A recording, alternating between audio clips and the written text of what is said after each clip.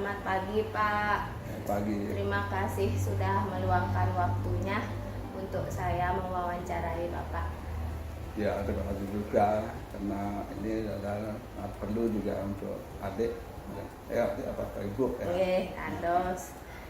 Nanti bagaimana kabarnya Pak? Baru Ya, nanya kabar. saja. Ya. Tetap segini aja.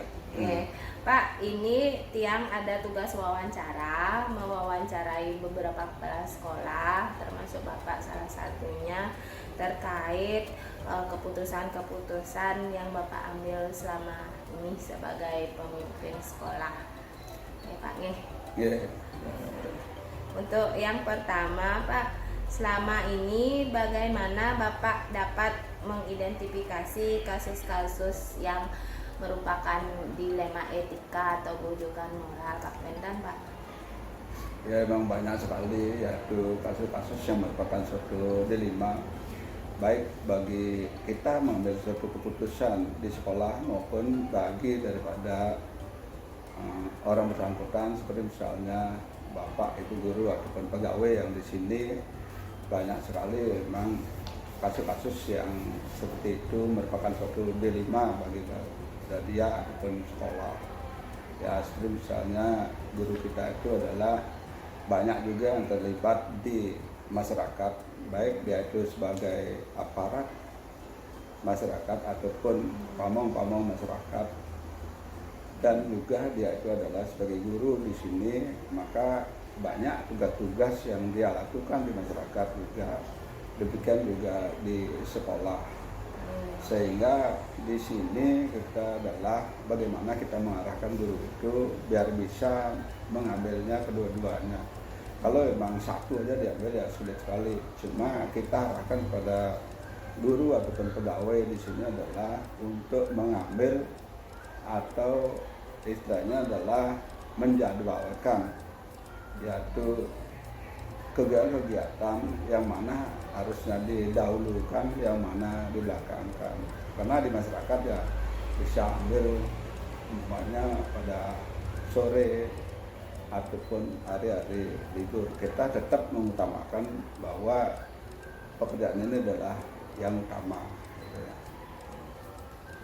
Kemudian Pak, selama ini bagaimana Bapak menjalankan pengambilan keputusan di sekolah, terutama untuk kasus-kasus di mana ada dua kepentingan yang sama-sama benar dan sama-sama mengandung nilai kebajikan. Seperti yang Bapak sampaikan tadi kan bahwa memang benar guru tersebut juga bermasyarakat, dan bahwa memang benar juga guru tersebut harus menjalankan tugasnya di sekolah. Nah, bagaimana Bapak mengambil keputusan itu?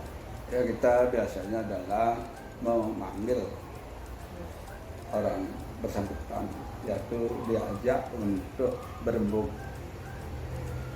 Nah, kemudian kalau seandainya kasus itu memang betul-betul berat, harus dilaksanakan, artinya di luar daripada tugas sekolah, ya kita biasanya adalah menyuruh, kalau pas dia itu adalah guru, yaitu menyuruh untuk mengasih tugas kepada siswanya. Kalau seandainya dia itu adalah pas pegawai, ya kita bisa menyuruh pegawai itu untuk mengerjakan di rumahnya. Yang penting pekerjaan ini adalah tugas-tugas yang diambil itu adalah selesai dan bisa dipertanggungjawabkan.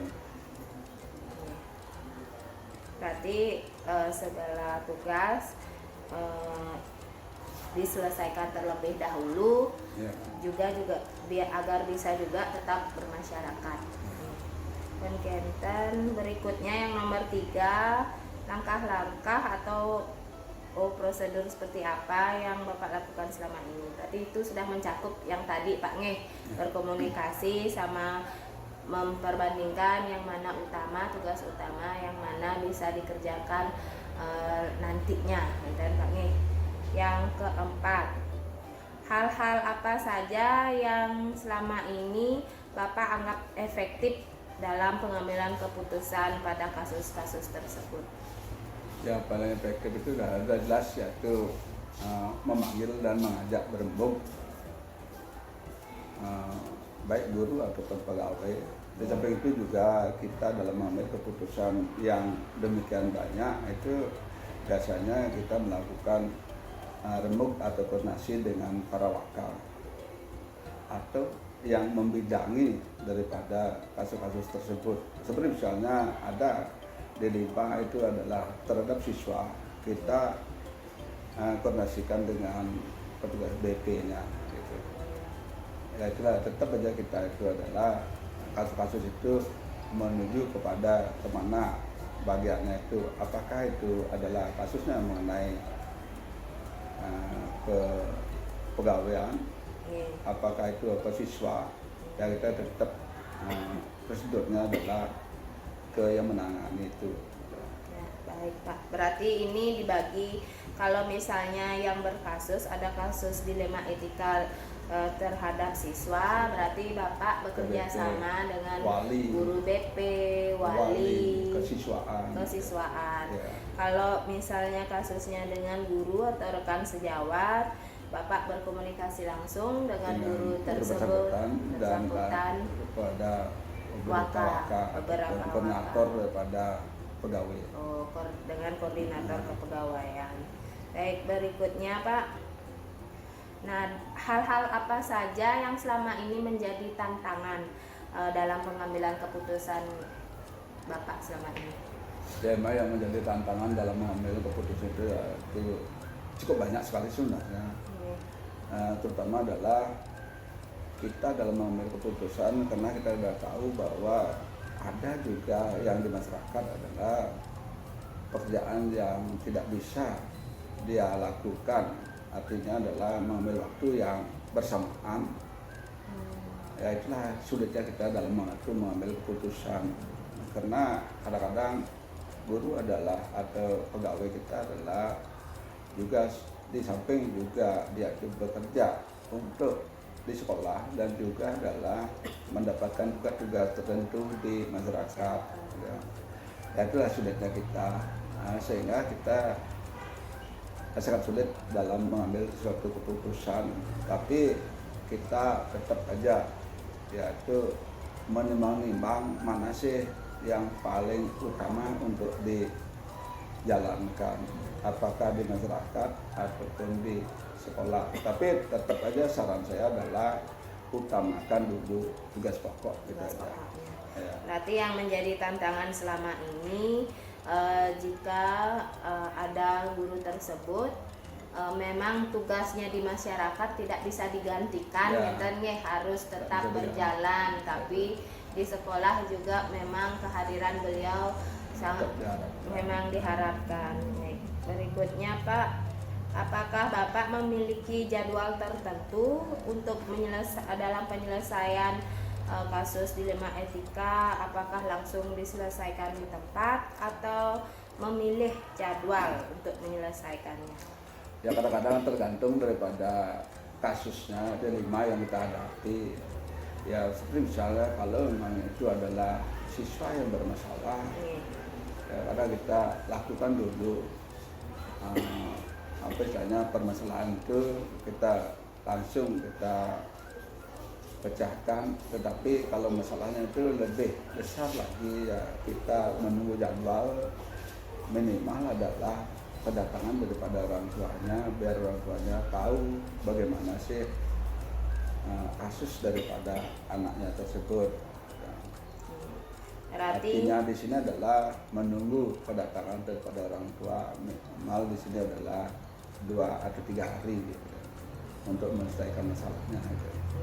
Itu untuk siswa. Kalau ini Pak, rekan sejawat guru. Kalau rekan sejawat biasanya kalau di sini ya kebetulan tidak ada yang begitu besar kasusnya, dan membandel juga tidak begitu ada, tapi kita lakukan secara langsung saja.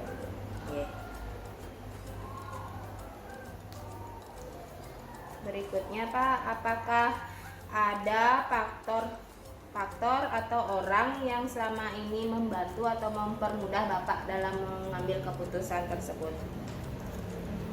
Ya udah jelas itu adalah dalam suatu keputusan, karena sifat kita adalah remuk dan koordinasi dengan teman-teman, baik itu adalah dari wakal-wakal kami, termasuk juga humas yang banyak kita membantu dalam pemecahan masalah.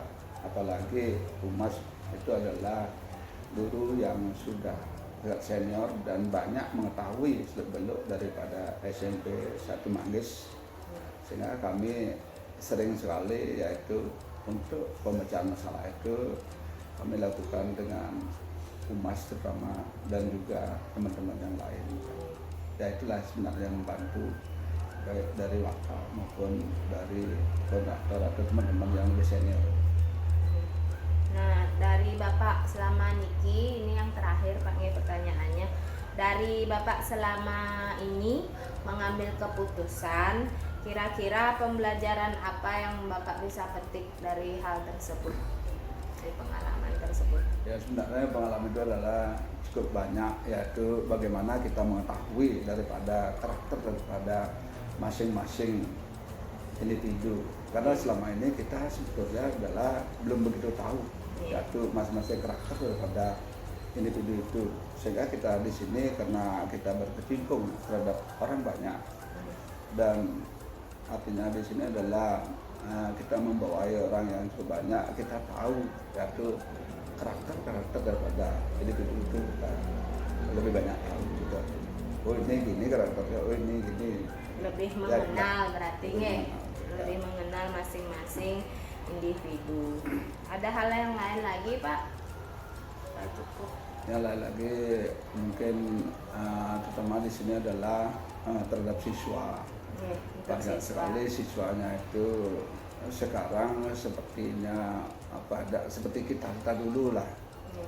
Artinya lebih arogan, lebih sulit untuk diatur dan dikit-dikit mengadu gitu. Dikit aja dia mengadu pada orang tuanya sehingga orang tuanya datang ke sini gitu. Ya itulah dunia yang lain. Nah, kita berpikiran bahwa itu adalah anak-anak kita sama dengan anak-anak kita sendiri walaupun dia siswa. Tapi bagaimana kita memarahi, tapi ya anak-anak kadang-kadang begitu udah dikit-dikit aja sudah mengadu gitu. Itulah lima yang lain. Respon orang tua ketika mendapat aduan dari anaknya bagaimana selama ini Pak? Ya kita di awalnya kan memang orang tua itu kadang-kadang ada beberapa orang tua yang mungkin dia hanya istilahnya pengetahuannya kurang dan sebagainya, begitu dia terima aja pemasukan daripada anak-anaknya, sehingga begitu dia ke sekolah ya kita jelaskan bagaimana anaknya tersebut, sehingga nantinya responnya dia balik jadinya. Yang berawalnya dia tuh marah, jadinya dia sangat berterima kasih kepada kita karena kita selaku kepala sekolah juga peduli terhadap anak-anak yang ada di sekitar Manggis gitu. Artinya responnya itu ya kita memarahi dan memberitahu anaknya itu walaupun di awalnya adalah mengadu yang bukan tuh, tapi udah ke sekolah kita bersyukur sekali tahu jadinya bagaimana anaknya itu di sekolah, sehingga responnya ya jadi sangat baik sekali. Lebih baik. Respon orang tua menjadi lebih menerima karena Bapak sudah berkomunikasi menjelaskan keadaan yang terjadi di sekolah. Baik Pak, terima kasih banyak Niki atas waktu Bapak bersedia saya wawancarai 8 pertanyaan ini. Semoga kedepannya kita ada waktu lagi Pak berbincang-bincang. Mari Pak, terima kasih.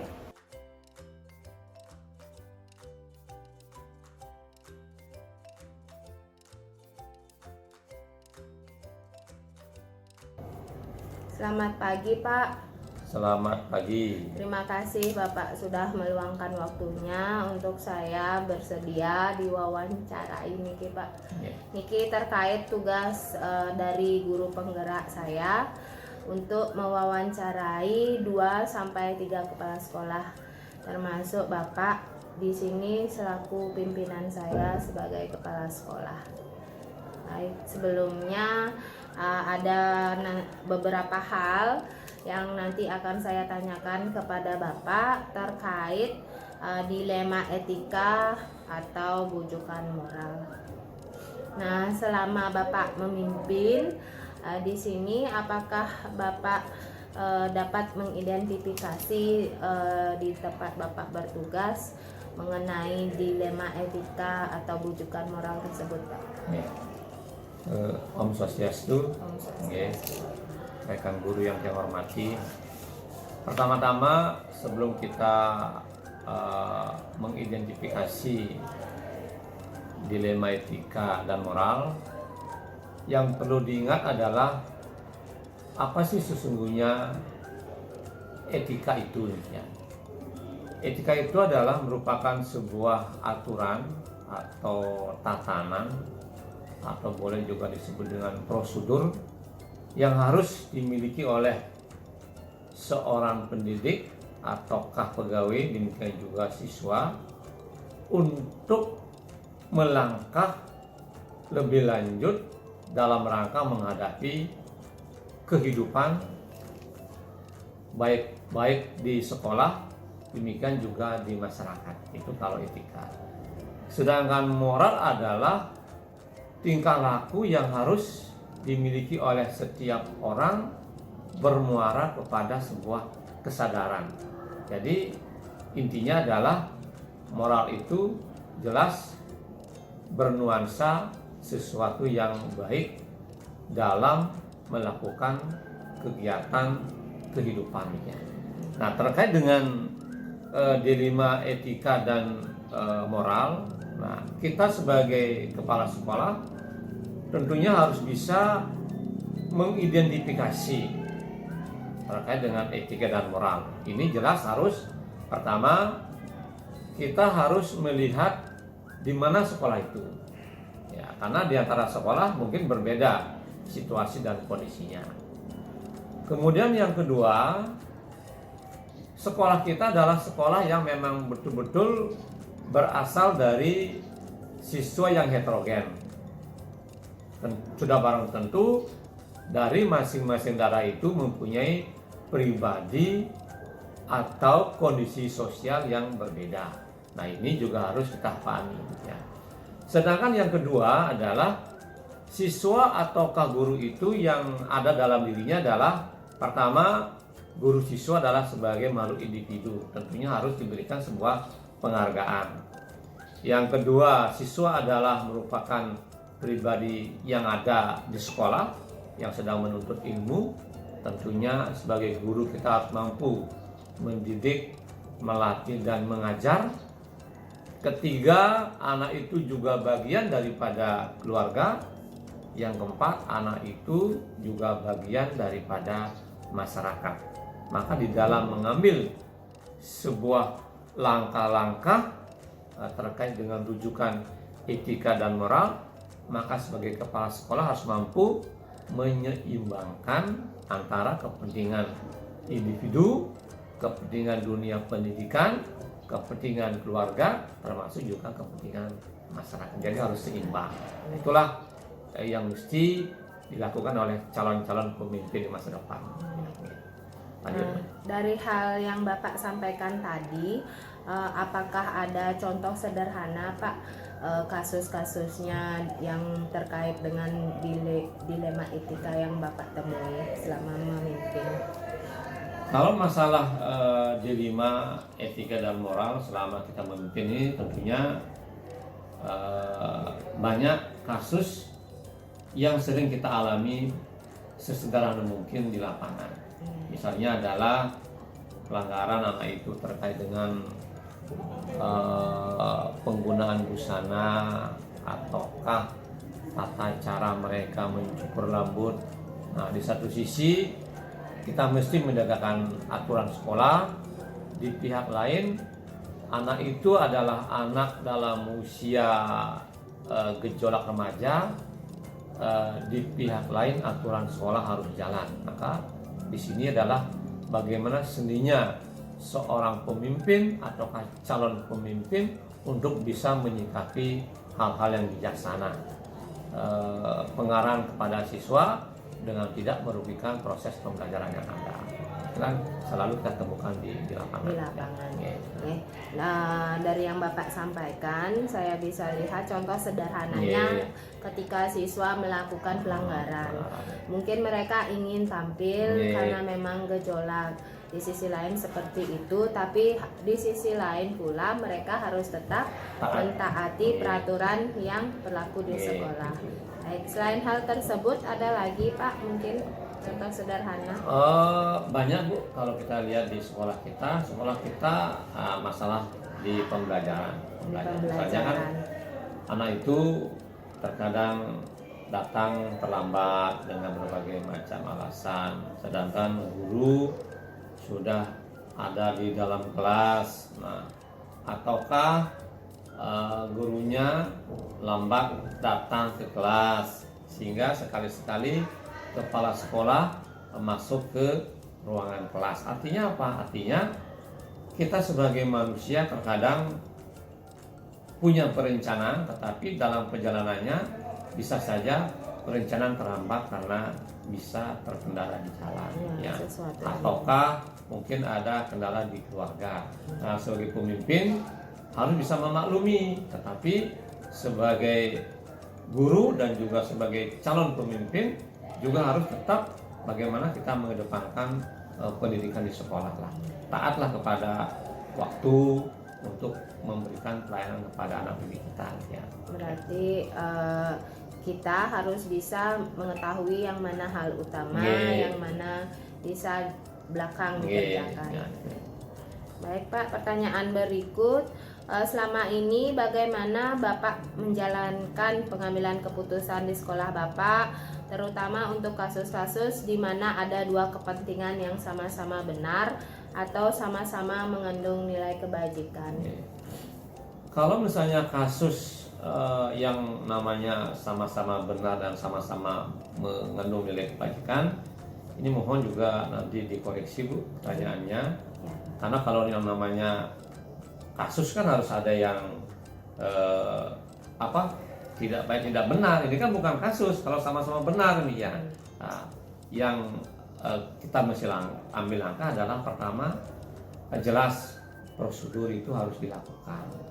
Misalnya kalau misalnya anak-anak ada pelanggaran, nah pertama yang mesti memberikan pengarahan kan guru mata pelajaran. Setelah itu lanjut kepada wali kelas ataukah guru piket. Nah setelah itu kepada rekan kesiswaan. Nah kemudian baru kepada kepala sekolah. Jika sampai kepada kepala sekolah masih belum bisa ditangani, jelas kita harus mengikut sertakan komite sebagai perwakilan orang tua siswa, apalagi komite adalah tokoh masyarakat. Nah, intinya adalah jika kita menemukan masalah dua kepentingan yang sama yang mesti kita sama-sama harus dilaksanakan, ini tentunya menggunakan skala prioritasnya. Itu. Berarti pertanyaan berikut sudah Bapak jawab dari pertanyaan sebelumnya tadi. Langkah-langkah atau prosedur seperti apa yang bisa Bapak lakukan selama ini? Berarti kita menjalankan prosedur dulu, SOP-nya.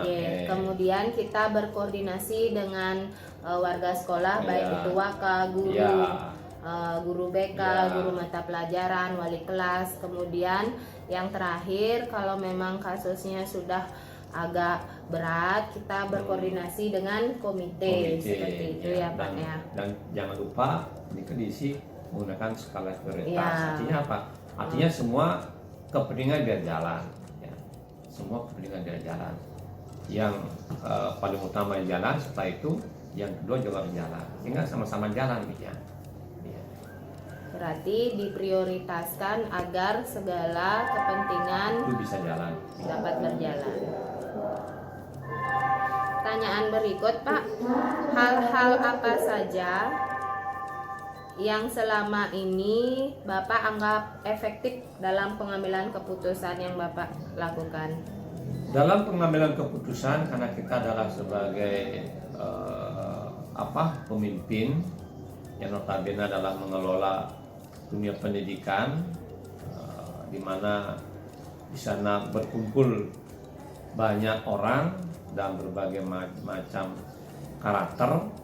Nah, yang terpenting adalah bagaimana kita bisa mengkomunikasikan komunikasi, ya tentunya dengan warga sekolah, baik itu guru, baik itu pegawai, dan juga baik itu rekan-rekan di tim manajemen.